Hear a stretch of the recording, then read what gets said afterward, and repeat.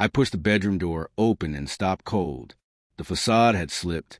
There he was, the figure who had haunted my thoughts for months, unaware that the world he'd built around himself was about to collapse. He didn't know I existed when this began. He certainly didn't know I was the one who would end him. It all started the day I agreed to marry him. Not out of affection, not desire. Survival. My family was falling apart, drowning in bills and fear. We needed a lifeline, and he was perfectly positioned to become one. Older, self-assured, too trusting for a man of his status. Ideal for someone who had nothing left to lose. I entered his life quietly. He welcomed me like a prize. I mirrored every emotion he wanted to see. Smiled, nodded, leaned in, pretended. Every move was rehearsed. Every word designed. I became exactly what he expected. Even as I memorized every detail he tried to hide, I still remember our first meeting. He lounged in a lavish lobby, cigar in hand, owning the room with the ease of a man who believed the world bowed to him. I walked in trembling with desperation, clinging to the thin thread of hope he represented. He laughed, offered me comfort disguised as opportunity, and I accepted the role he unknowingly auditioned me for. The act was simple at first. Play the loyal wife, observe everything, take note of his routines, the cracks beneath the surface, the arrogance he mistook for strength. I studied him the way a hunter studies prey.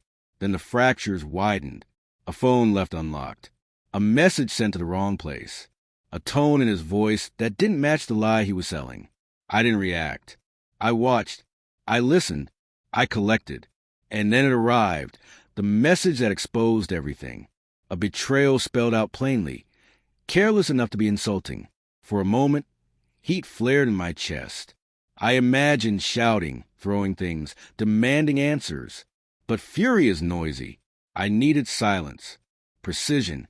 So I stepped out of the role he thought I played and became something else entirely. I shifted from participant to strategist. The blueprint formed in my mind.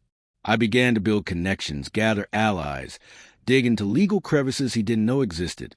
Every whisper I shared, every doubt I planted, every signature I guided into right hands served a single purpose: his unraveling.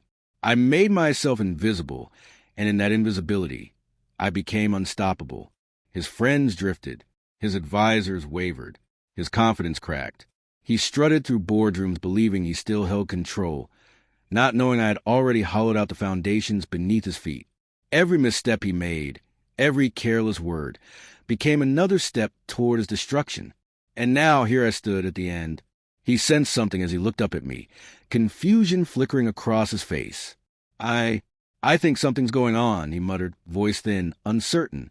I silenced him with one look, a look filled with the truth he never saw coming. The evidence was already in motion. The accounts were frozen, the alliances severed. His empire, his pride, would crumble before dawn. "I know," I whispered, steady and ice calm. "I know everything." The realization washed over him in stages. Disbelief, fear, then the crushing weight of truth.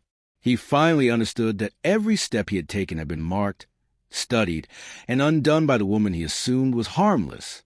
I walked away, leaving him sitting in the silk sheets he thought symbolized his dominance. By the next morning, he would watch the illusion of power turn to dust. The calm that followed wasn't joy. It was release, pure, silent, absolute. My family was safe, my strength reclaimed, and the man who believed himself invincible learned the cost of underestimating someone with nothing left to lose. I stepped out of that room like a shadow slipping free. The mask of the obedient wife stayed on just long enough for the final piece to fall.